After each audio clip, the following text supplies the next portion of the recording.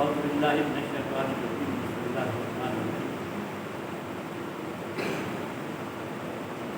قال اللہ تعالی فی القرآن الکریم و کلام الکریم یا ایھا الذین آمنوا قوا انفسکم واہلیکم نارا وقودها الناس والحجارہ صدق اللہ العظیم و صدق رسول النبی الکریم۔ والد سامعین،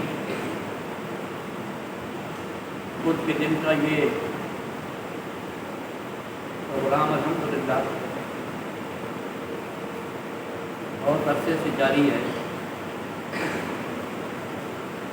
اور یہ صرف اصلاحی پروگرام ہوتا ہے۔ آج میں آپ کی توجہ ایک نہایت ہی اہم فریضے کی طرف کرانا چاہتا ہوں، اور وہ فریضہ ہے جو میرا بھی ہے اور آپ کا بھی ہے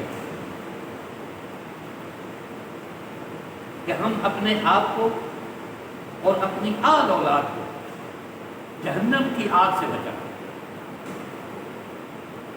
سوشل میڈیا کا دور ہے، نوجوان بچے بالخصوص، نوعمر بچے بھی انتہائی خراب ہو رہے ہیں۔ آپ اندازہ نہیں کر سکتے کہ مستقبل قریب کے اندر ہمارا معاشرہ کدھر جا رہا ہے، اس کا کیا حال ہو۔ خالق کائنات نے فرمایا کہ اے ایمان والو، اپنے آپ کو، اپنی آل اولاد کو دوزخ کی آگ سے بچائیں۔ کیسے بچائیں؟ ان کو دین کی طرف راغب کرنا ہے، ان کو مقصد حیات بتانا ہے۔ ہمارے سکولوں، کالجوں، یونیورسٹیوں میں دین کی تعلیم نہ ہونے کے برابر ہے۔ جنیات کے نام سے ایک آپشنل سبجیکٹ ہے، وہ بچے گھنٹہ لگا کے جواب دے دیتے ہیں۔ تربیت کا کوئی نظام نہیں، اور گھروں کے اندر الا ماشاء اللہ۔ آپ بھی اولاد والے ذرا اپنے ضمیر سے پوچھیں کہ کیا روزانہ آپ اپنی اولاد کو بٹھا کر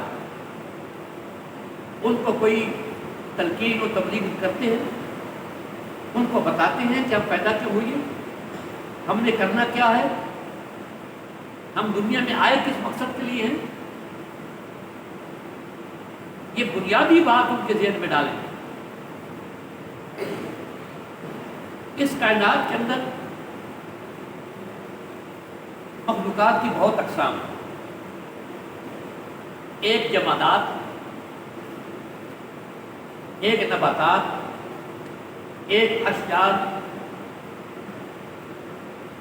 جن و انس، ملائکہ، یہ تمام مخلوق خالق کائنات کے حکم کے مطابق کام کر رہی ہے، سوائے انسان کے۔ حضرت انسان اور جنات یہ دو مکلف ہیں، اس کے علاوہ ملائکہ مکلف نہیں ہے، کوئی چیز مکلف نہیں ہے۔ جمادات جو ہیں ان میں نہ ادراک ہے، نہ احساس ہے، نہ شعور ہے، نہ عقل ہے۔ نباتات کے اندر ایک احساس ہے، وہ بڑھتے ہیں، ان کے اندر زندگی ہے، لیکن عقل اور شعور نہیں ہے۔ اسی طرح اشجار ہیں، احساس ہے، عقل اور شعور نہیں ہے۔ ملائکہ ہیں، ادراک بھی ہے، احساس بھی ہے، عقل بھی ہے، شعور بھی ہے، لیکن اختیار نہیں ہے۔ یہ اختیار اللہ تعالیٰ نے جنوں اور انسانوں کو دیا ہے۔ جن میں اختیار نہیں ہے وہ کوئی نافرمانی نہیں کر رہا۔ کب سے سورج بنا ہے، کب سے چاند پیدا ہوا ہے، کب سے زمین بنائی گئی ہے اور حرکت میں ہے، اس وقت سے آج تک ایک لمحے کے لیے حرکت بند نہیں ہوئی. بند ہو جائے تو قیامت آ جائے، لیکن مجال نہیں ہے کہ ایک سیکنڈ کا بھی فرق ہو، طلوع اور غروب کا، زمین کی گردش کا، چاند کی گردش کا، سورج کی گردش کا. اللہ رب العزت نے ان کو اتنی معرفت عطا کر دی ہے کہ جانور کا بچہ، میں حیوانات کا نام لینے بھول گیا اس مخلوق میں، ان کو کے پاس بھی عقل اور شعور نہیں ہے، لیکن قدر ادراک بھی ہے، احساس بھی ہے. اور آپ دیکھیں کہ بچہ پیدا ہوتا ہے، بکری کا بچہ، گائے کا بچہ، تھوڑی سی دیر میں اٹھ کے کھڑا ہو جاتا ہے، بھاگنے لگ جاتا ہے، اور اس کو پتا ہے کہ مجھے خوراک کہاں سے ملے گی. وہ سیدھا ماں کے پاس جائے گا اور تھنوں سے دودھ پکڑے گا. خالق کائنات نے زندگی گزارنے کے لیے انہیں اتنی معرفت عطا کر دی ہے کہ وہ اپنی زندگی گزار سکتے ہیں. لیکن اللہ نے اپنی معرفت انسان اور جنات کو کہا کہ تم نے خود شعوری طور پر اپنی عقل کو استعمال کر کے، علم کو استعمال کر کے کرنی ہے، میری پہچان کرنی ہے، اور رب کی پہچان بغیر عبادت کے نہیں ہو سکتی. بہت بڑا مقصد انسان کے پیدا کرنے کا تھا، معرفت الہی. اور معرفت الہی اس وقت تک نہیں ہوتی جب تک عبادت الہی نہ ہو. اس لیے فرمایا وما خلقت الجن والانس الا لیعبدون. وہ کبھی یہ بچوں کو بتایا کہ بیٹا بیٹی یا اپنی اہلیہ کو بیٹھا کر کہ اللہ نے ہمیں پیدا کیوں کیا ہے؟ عبادت کے لیے، کھیل کود کے لیے نہیں. بچہ چند سال کا ہوتا ہے اور اپنے پاس وہ پکڑ لیتا ہے، بیٹ پکڑ لیتا ہے، گندوں میں جو ہے وہ کرکٹ کھیل رہا ہے. کبھی ہم نے کہا کہ بیٹا ٹھیک ہے کھیل کا کچھ وقت مقرر کر لو، لیکن مقصد حیات کو پہلے سمجھو. ہمیں اللہ نے عبادت کے لیے پیدا کیا ہے، اور عبادات میں سب سے بڑی عبادت ہے نماز. آپ کے گھروں میں کتنے بچے ہیں؟ بیٹے بیٹیاں اہلیہ سارے نماز پڑھتے ہیں. میں کہتا ہوں اگر کوئی یہ کہے کہ میرے سارے اہل خانہ 5 وقت کی نماز پڑھتے ہیں، میرا دل چاہتا ہے کہ میں اس کے پاؤں چوموں. یہ اس کی تربیت کا نتیجہ ہے، ورنہ الا ماشاء اللہ کوئی پرواہ نہیں ہے. اور جو کچھ ہو رہا ہے اس وقت ہم سب کو پتا ہے، لیکن تربیت کا نظام ہمارے یہاں بالکل نہیں. خدا را میں آپ سے 10 وقت گزارش کرتا ہوں کہ آج کے بعد 24 گھنٹوں میں ایک 15-20 منٹ نکالیں اور ان کو پابند کریں، اپنی اولاد کو، اپنے اہل خانہ کو. دیکھو بیٹھے پھر بیٹھے میرے پاس جو معلومات ہے میں آپ کو بتاتا ہوں کہ ہم پیدا کیوں ہوئے. عبادت رب ہماری ذمہ لگی ہے، اور ہم نے کل اللہ کے پاس جانا ہے. یہ 4 دن کا کھیل ہے. کل نفس ذائقۃ الموت، ہر نفس کا موت کا ذائقہ چکھنا ہے. اب یہاں کے بند ہو جائے 1 منٹ کے بعد کوئی پتہ نہیں. تو اولاد کو بتائیں، اہل خانہ کو بتائیں کہ ہمارا مقصد حیات عبادت رب ہے، اور عبادت میں سب سے اعلیٰ عمر سے جو دین کی بنیاد ہے، الصلاۃ عماد الدین، فمن حکمها فقد حکم الدین فمن ترکها فقد حکم الدین. جس نے نماز کو قائم رکھا اس کا دین قائم رہا، اور جس نے نماز کو چھوڑ دیا اس کا دین برباد ہو.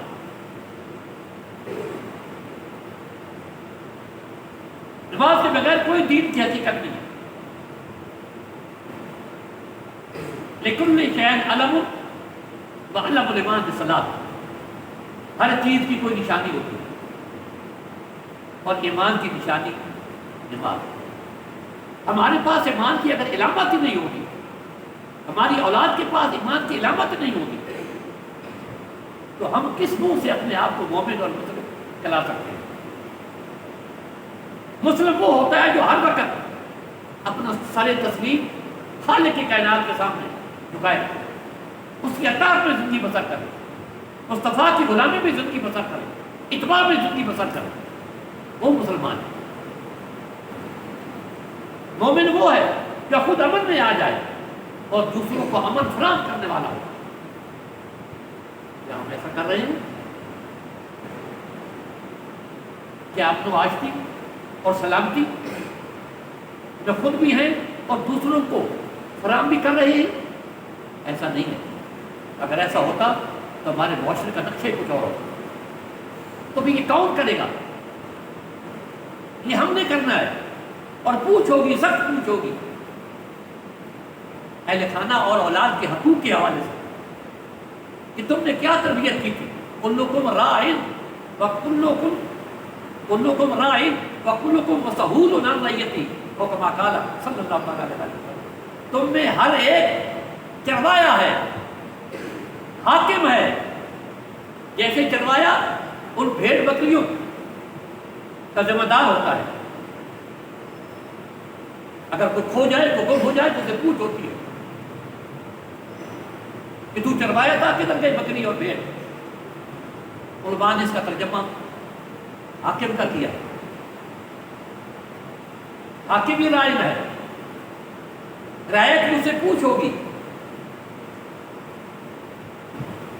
لہذا ہماری حکومت ہے گھر پر، اپنی ذات پر، اپنی اولاد پر، اہل خانہ پر۔ اس حکومت کی پوچھ ہوگی کہ تم نے کیا حکم کیا تھا، کتنا ان کا حق ادا کیا تھا۔ تو جب ہم خود ہی نماز نہیں پڑھیں گے، نماز پڑھ لیتے ہیں، جماعت کی پرواہ نہیں ہے۔ حضور نے فرمایا کہ جس نے بلا عذر جماعت کو چھوڑ دیا اس کی کوئی نماز نہیں، تو قابل قبول نہیں ہے۔ قانون یہ ہے، اصول یہ ہے۔ اور پھر آپ کو کئی دفعہ یہ حدیث بتائی، یہ وعید کی میں سمجھتا ہوں نماز کے حوالے سے اعلیٰ ترین مثال اور وعید ہے۔ اگر ہم اس کے باوجود خود اور اولاد کو نماز کی طرف راغب نہ کریں تو پھر یہ سمجھو کہ ہمارے ایمان کی کوئی حقیقت باقی نہیں رہ جائے۔ کتنے سخت الفاظ ہیں، اور یہ ایک حدیث نہیں، الحمدللہ کئی ایک حدیث مختلف کتب حدیث کے اندر موجود ہے۔ حضور نے فرمایا صلی اللہ علیہ وسلم، بخاری اور ابو داؤد میں موجود، مسلم میں موجود، کہ میں دیکھتا ہوں کہ کوئی شخص جماعت میں نہیں آیا نماز کے لیے، وہ کسی وقت کی، میرا دل چاہتا ہے کہ نماز کے لیے کسی اور کو کھڑا کر دوں، اور میرے ساتھ جوان لڑکے ہوں، ان کے ہاتھوں میں لکڑیاں ہوں، اور میں ان کے گھر چلا جاؤں، جو شخص جماعت میں نہیں آیا، اور بقائے اس کے گھر کو آگ لگا، اور کما قال صلی اللہ علیہ وسلم۔ ابو داؤد میں یہ الفاظ زیادہ ہیں، یہ پہلے الفاظ بخاری شریف میں، ابو داؤد میں یہ الفاظ زیادہ ہے، میں آگ لگا دیتا لیکن اس کی بیوی اور بچوں پر خیال رکھتا کہ عورتوں کے لیے، نابالغ بچوں کے لیے مسجد میں آنا واجب نہیں، یہ بالغوں کے لیے ہے۔ یہ تو جماعت کی بات ہے، تو بیٹھے بٹھائے نماز نہیں پڑھتا، تو بتائیے اللہ کے محبوب کے دل پر کیا گزرتی ہے؟ ہمارے اعمال میں سے ہر ایک چیز ذرا ذرا آپ پر پیش کی جاتی ہے، آپ امت کے ہر فرد کے اعمال سے واقف ہیں۔ آج جب ہمارا کرتا دھرتا آپ کے پاس جاتا ہوگا تو آپ کی کیفیت کیا ہوگی؟ اور کیا منہ دکھائیں گے آپ روز قیامت آپ کو کہ گھر بیٹھے بیٹھا ٹی وی کے سامنے میں نماز کو چھوڑ دیا، سیاسی گفتگو میں نماز کو چھوڑ دیا، کوئی ذرا سا بخار آ گیا نماز کو چھوڑ دیا. احساس نہیں ہے، اس کی اہمیت کا پتہ نہیں ہے. میں کہا کرتا ہوں کہ مجھے کوئی ایک صحابی بتا دے کہ کلمہ پڑھنے کے بعد پھر کبھی نماز چھوڑی. ہاں جماعت چند صحابہ کی رہی ہے، حدیث میں آتا ہے وہ جماعت رہ جاتی تھی تو کئی دن تک ان کے گھر میں سوگ ہوتا تھا. لوگ جاتے تھے کہ کیا وجہ ہو گئی آپ جماعت میں نہیں آتے. حضور کی بھی عادت مبارک تھی کہ روزانہ پوچھتے تھے اگر کوئی جماعت میں نہ آتا پڑھتا فلاں نہیں آیا کیا بات ہے. آپ کو یاد ہوگا کہ میں نے آپ کو ایک روایت بتائی تھی جو ربال کے اندر میں نے اس کو پڑھا ہے کہ حضور کے ایک صحابی عثمان بن مظعون آپ کے رضائی بھائی تھی حضور علیہ السلام، ان کا بچہ فوت ہو گیا، ان کا بچہ معصوم بچہ فجر کی نماز میں دیا. حضور نے پوچھا عثمان نظر نہیں آیا، عثمان بن مظعون یہ عثمان غنی نہیں ہے، یا رسول اللہ ان کا بچہ فوت ہو گیا شاید اس وجہ سے.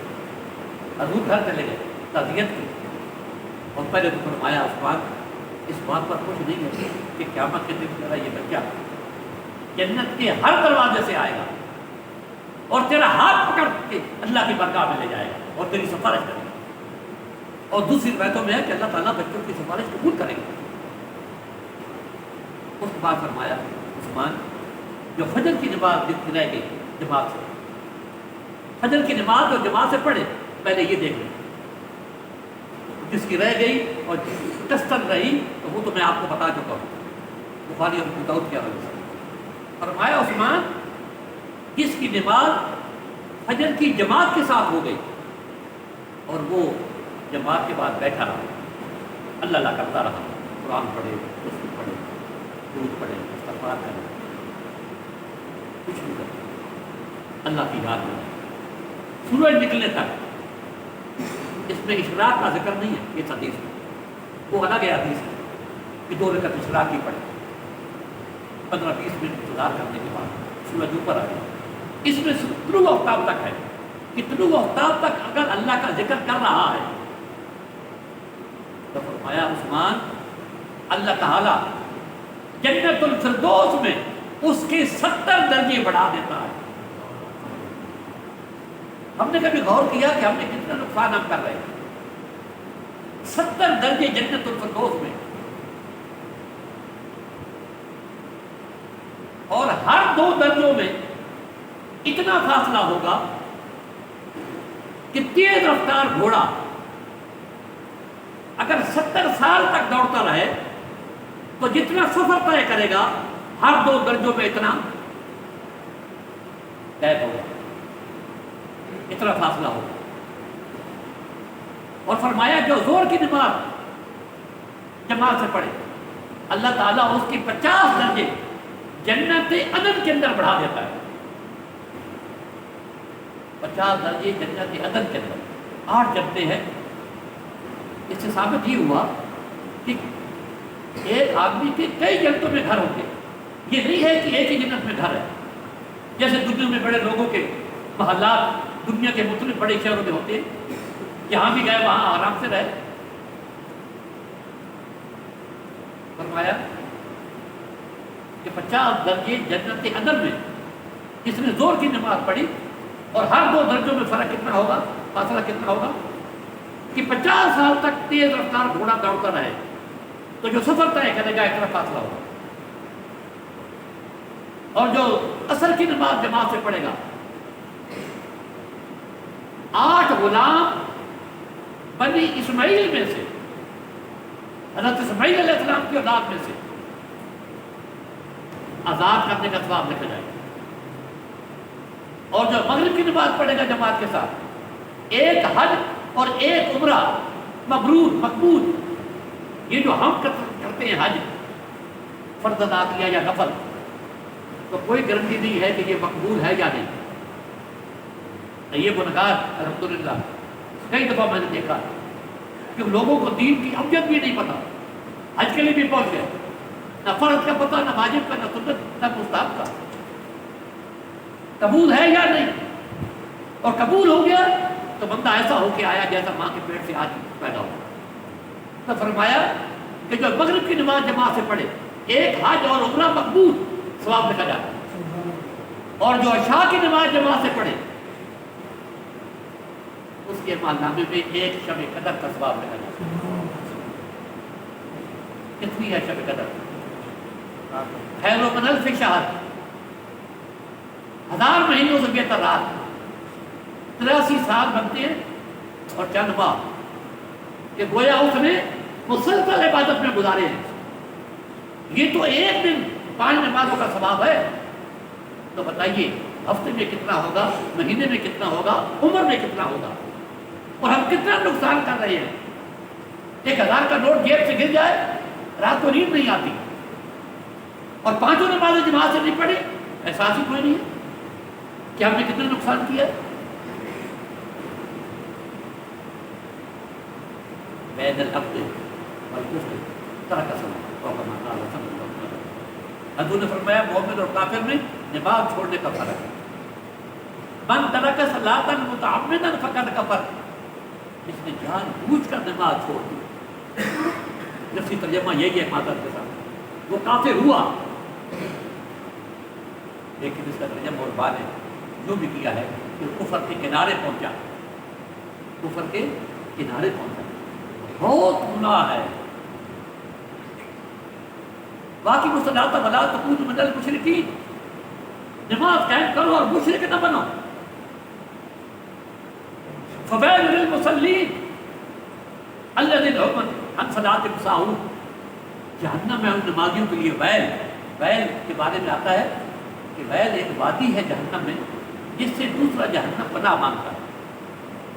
تو اللہ فرما رہا ہے ویل کے معنی تباہی بربادی کی بھی ہوتی ہے، کہ تباہی بربادی ہے اس آدمی کے لیے جو نماز کو بھولے ہوئی ہے.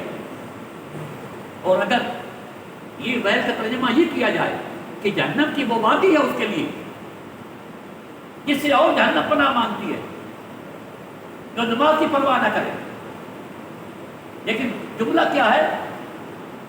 فویل للمصلین، ہے نمازی، نماز پڑھتا ہے، دیر سے دیر کرتا ہے، کبھی پڑھتا ہے کبھی نہیں پڑھتا، کبھی جماعت سے نہیں پڑھتا، فرائض کا پتہ نہیں، واجبات کا پتہ نہیں، سنن مستحبات کا پتہ نہیں، سجدہ سہو کیسے لازم آتا ہے، نماز فاسد کیسے ہوتی ہے. کتنے لوگ ہیں آپ میں سے یہ سب چیزوں کو جانتے ہیں کہ شرائط کیا ہیں، فرائض کیا ہیں، واجبات کیا ہیں اور سنن کیا ہے.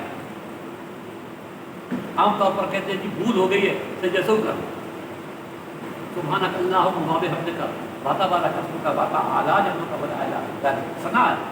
آپ نے اللہ اوپر کی اور ہاتھ باندھ لیے اور ثنا نہیں پڑھی تو آپ سجدہ سہو کر لیں گے. سجدہ سہو نہیں کرنا ہے، کریں گے تو نماز نہیں رہے گی، باطل ہو جائے گی. اور کرے آپ کیوں کہ سنت کے ترک پر سجدہ سہو نہیں ہے، واجب کی ترک پر ہے. جب بس نہیں پتہ نہیں ہوگا کہ یہ بھول پر سجدہ سہو ہے تو ہم کہاں کوشش کرتے ہیں جاننے کی. دنیا کا کوئی کام ہو 10 آدمی سے پوچھ لیں گے کیسے کرنا ہے. میرا موٹر سائیکل خراب ہو گیا ہے، ایک کے پاس جائیں گے دوسرے کے پاس جائیں گے. نماز زندگی بھر پڑھتے رہے اور کسی عالم سے نہیں پوچھا کہ مجھے نماز کی شرائط بتا دیں، مجھے واجبات بتا دیں، مجھے فرائض بتا دیں کہ میری نماز ٹھیک ہو جائے. میں یہ صورتیں پڑھتا ہوں عام طور پر، یا قاری صاحب سن لیں یہ ٹھیک ہے، تو غلطی تو نہیں کر رہا میں. شرم آتی ہے، اس سے شرم آتی ہے. یہ شرم شیطان دلاتا ہے تاکہ یہ اللہ کے قریب نہ ہو، یہ مقصد یاد کو نہ پا سکے. وہ تو ہے ہمارا حضرت دشمن. خدا را میرے دوست، میرے بھائی، یہ بہت بڑی نعمت ہے، یہ بہت بڑی نعمت ہے. ایک بزرگ کو گزرے ہیں، ویسے یہ واقعہ بیان کرتے ختم کریں، بچوں کو سنائیں۔ ابو محمد رحمۃ اللہ علیہ بہت کامل ولی ہوتے ہیں، فرماتے ہیں میں کچھ بھی نہیں تھا، مجھے کچھ آتا جاتا نہیں تھا، یعنی میرے پاس کوئی علم نہیں تھا۔ جوانی کے عالم میں میں ہر ہفتے بغداد شہر جاتا تھا سودا خریدنے کے لیے ہفتے کا۔ ایک دفعہ وہ سودا زیادہ ہو گیا، میں اٹھا نہ سکا، مزدور کی ضرورت پڑی، میں نے ایک مزدور کو آواز دی، میں نے اس کہا بیٹا یہ سامان ہے اور یہ فلاں دیہات کے اندر لے جاتا ہے۔ اس نے کہا کہ میں اتنے پیسے لوں گا۔ میں خوش ہو گیا کہ پہلے بھی کبھی کبھی جایا کرتا تھا، اس نے آدھے پیسے بتائے جو پہلے مزدور ڈبل لیتے تھے، ان کو اٹھا لے، اٹھایا، چلتے چلتے چلتے عصر کی نماز کا ٹائم ہو گیا، گاؤں میں پہنچے، جو ہی قدم رکھا گاؤں کے اندر تو قریب والی مسجد سے اللہ اکبر کی آواز آ گئی۔ تو اس مزدور نے بوری اٹھائی، زمین پر رکھی اور کھڑا ہو گیا اذان کا جواب دینے لگا۔ جب دے چکا تو میں نے کہا بیٹا چلو، میرا گھر آگے ہے۔ کہنے لگی جی نہیں، میں ابھی نہیں جاؤں گا، اذان ہو گئی ہے، اذان ہو جانے کے بعد میں کوئی دنیا کا کام کروں یہ نہیں ہو سکتا، میں پہلے اللہ کا فریضہ ادا کروں گا، کسی مسجد میں جاؤں گا، آپ کا سامان یہ پڑا ہوا ہے اور میں لے کے گھر میں آپ کو پہنچا دوں گا۔ کہا بیٹا مجھے بھی نماز پڑھنی ہے اور وہاں بھی مسجد ہے ہمارے گھر کے پاس۔ انہوں نے کہا نہیں جناب، میں معذرت چاہتا ہوں، میں آپ سے پیسے نہیں لیتا، آپ لے جائیں، میں آپ سے پیسے نہیں لوں گا، مزدوری نہیں لوں گا، میں مزدوری تو چھوڑ سکتا ہوں لیکن اذان ہونے کے بعد میں کوئی اور کام کروں اور مسجد میں نہ جاؤں یہ نہیں ہو سکتا۔ کیونکہ میں مجبور ہو گیا، میں بھی ساتھ چلا گیا، نماز پڑھی، مڑ کے آیا، بوری اٹھائی، میرے گھر پہنچا، لیکن میری دنیا بدل گئی اس کی یہ جذبہ دے کر، میری دنیا میں انقلاب آ گیا کہ ہے تو یہ سچا، بات تو یہ ٹھیک کر رہا ہے، ہمیں تو ایسی چاہیے۔ اس کو جب ہم نے سامان رکھا میں اس کے لیے پانی لایا، اس نے کہا نہیں جی انکل مہربانی آپ پانی نہیں پیو۔ کیا تو ناراض ہو گیا؟ وہ جو میں نے کہا تھا کہ میرے گھر کے پاس مسجد ہے وہاں نماز پڑھ لیں، اٹھا لیں، نہیں انکل ایسے یہ نہیں، الحمدللہ الحمدللہ میرا روزہ ہے، نفلی رمضان نہیں تھا، میرا روزہ ہے، میں معذرت چاہتا ہوں، مجھے پتہ نہیں تھا بیٹا، لیکن دنیا تو بدل ہی چکی تھی، باطن میں انقلاب تو آ گیا تھا، بیٹا آپ کو جانے نہیں دوں گا، آج میرا مہمان ہے، بغداد دور ہے، رات ہو گئی ہے، آج کا دور تو روشنیوں کا نہیں تھا، میرے پاس گزارے گا۔ میں نے کہا ایک شرط ہے کہ میرے لیے کمرہ الگ ہوگا، میں آپ کے یا آپ کے بچوں کے ساتھ میں اکیلا سوؤں گا۔ کہا ہاں میرے 2 کمرے ہیں، ایک میں اور میرے اہل خانہ ہوں گے، ایک میں آپ ہوں گے۔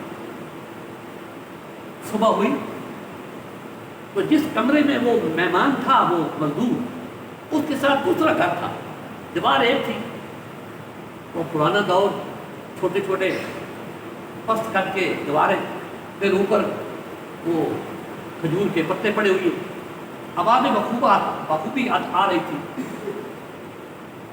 وہ رات کو اٹھے تہجد کے لیے اور اللہ کے حضور زاری شروع کر دی، رونا شروع کر دی، روتے روتے روتے دعا شروع کر دی۔ اس گھر میں ایک عورت تھی جو تقریباً 40 سال سے فالج ہے،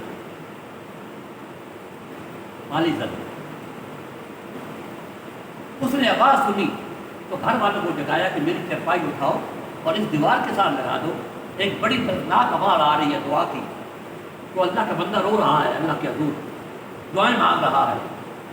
وہ چرپائی اٹھائی، دیوار کے ساتھ لگا دی۔ جب اللہ اکبر ہوئی فجر کی تو دعا اس مزدور نے بند کی۔ وہ عورت کہتی ہے کہ اس نے ہاتھ کھڑے کیے دعا مانگے تو میں بھی ساتھ آمین آمین کہتی رہی، جتنی دعا کرتا رہا میں آمین آمین کہتی رہی، اور جب وہ خاموش ہوا آذان پر تو میرے ہاتھ کھڑے ہو گئے۔ میں نے کہا مولا لگتا ہے یہ تیرا نیک بندہ ہے، ولی ہے، مجھے نہ دیکھ، اپنے اس نیک بندے کے طفیل میری بیماری دور کر دے، مجھے صحیح کر دے۔ کہتی ہے کہ میرے بدن میں ایک سنسناہٹ پیدا ہوئی، ایک عجیب کیفیت پیدا ہوئی۔ میں نے گھر والوں کو بلایا کہ مجھے اٹھاؤ، گھر والوں نے اٹھایا، میں چلنے لگ گئی۔ فجر کی نماز کے بعد سورج نکل آیا تھا، میں ابو عبداللہ کے گھر گئی اور اس کو کہا ابو عبداللہ مجھے مبارک دے دے گا، یہ دیکھ میں پیدل تیرے گھر پہ آ گئی ہوں، میں تو 40 سال سے بستر پر تھی۔ تو انہوں نے کہا ہاں خالہ یہ کیسے ہو گیا؟ کہنے لگے ویسے ایک رات میں کام ہو گیا، یہ بتا کہ آج تیرے اس کمرے میں سویا کون تھا؟ میں مزدور تھا۔ کہنے لگے بس یہ اللہ نے اسی کی طفیل کام کر دیا۔ وہ ساری ڈیٹیل بتائی کہ اللہ نے مجھے چلا دیا ہے، میں نے یہ دعا مانگی مولا اپنے اس نیک بندے کے طفیل میری بیماری دور کر۔ میں اس کی زیارت کے لیے آئی ہوں، وہ کہاں ہے؟ کہا وہ تو چلا گیا بندہ، آپ جہاں گزاری سے پہنچا جو نصیب کا کھایا پیا اور چلا گیا۔ وہ خاتون کہتی ہے مجھے بہت افسوس ہوا، میں اس کی زیارت سے کر سکتا، پتہ نا آپ کا مقصود تھا کہ یہ کیا چیز ہے، کوئی عالم نہیں تھا، مزدور تھا، نماز کی محبت دیکھے، جذبہ دیکھے، اور خالق کے کائنات کو کتنا پسند ہے۔ دو منٹ رات کو پڑھ لے اٹھ کے، پورا رمضان آپ نے 3:30 4 بجے آپ اٹھتے ہیں اور نماز بھی پڑھی ہوگی، تہجد بھی پڑھی ہوگی، اور اس کو مسلسل جاری رکھیں۔ اور بچوں کو بات یہاں سے چلی تھی کہ یہ تربیت ہم پر فرض ہے اولاد کی اور اہل خانہ۔ اللہ نے حضور کو فرمایا وَأْمُرْ أَهْلَكَ بِالصَّلَاةِ وَاصْطَبِرْ عَلَيْهَا لَا نَسْأَلُكَ رِزْقًا نَحْنُ نَرْزُقُكَ۔ بڑی عجیب آیات ہے۔ محبوب اپنے اہل خانہ کو نماز کا حکم کرو اور خود بھی پابندی کرو، خود بھی پابندی کرو۔ یہ بظاہر خطاب حضور کو ہے، لیکن سنایا ہم کو جا رہا ہے، ہمیں سنایا جا رہا ہے کہ اپنے اہل خانہ کو بھی پابند کرو اور خود بھی پابندی کرو۔ ہم آپ سے رزق نہیں مانگتے، ہم آپ کو رزق دیں گے۔ اللہ اکبر۔ وَمَا مِن دَابَّةٍ فِي الْأَرْضِ إِلَّا عَلَى اللَّهِ رِزْقُهَا۔ کوئی کائنات میں ایسا نہیں ہے جس کا رزق اللہ کی زبان نہیں ہے، اور ہم صبح سے لے کر شام تک روزی کے لیے مارے مارے کرتے ہیں، نماز کی پرواہ نہیں، جماعت کی پرواہ نہیں۔ تو میرے بھائیوں، میرے بزرگوں، میرے دوستوں، اپینوں، آپ سے 10 مرتبہ گزارش ہے کہ 5 وقت کی نماز جماعت کے ساتھ اور اپنے اہل خانہ کو اس کی اہمیت بتائیں اور ان کو ڈرائیں۔ حضور کی 2 بڑی صفات ہیں، یا ایھا النبی اذا ارسلک شاہدا ومبشرا ونذیرا وداعیا الی اللہ باذنہ وسراجا منیرا۔ حضور بشیر بھی ہیں، نذیر بھی بن کر آئے، ڈرانے والے کہ دیکھو یہ کرو گے تو کل یہ ہوگا، یہ نیکی کرو گے تو جنت ملے گی، یہ گناہ کرو گے تو جہنم تیار ہے۔ اور پھر ایک نماز جس نے جان بوجھ کر چھوڑ دی اس کو ایک حکم جہنم میں جلنا پڑے گا، اور اس کا نام دوزخ کے دروازے پر لکھ دیا جاتا ہے۔ ایک نماز بھی اگر چھوٹ گئی اور اس کے لیے جہنم میں جانا پڑ گیا۔ اب تو مئی جون میں دوپہر کے وقت روڈ پہ نہیں کھڑے ہو سکتے۔ اللہ سے میری دعا ہے کہ اللہ مجھے اور آپ کو عمل کی توفیق دے۔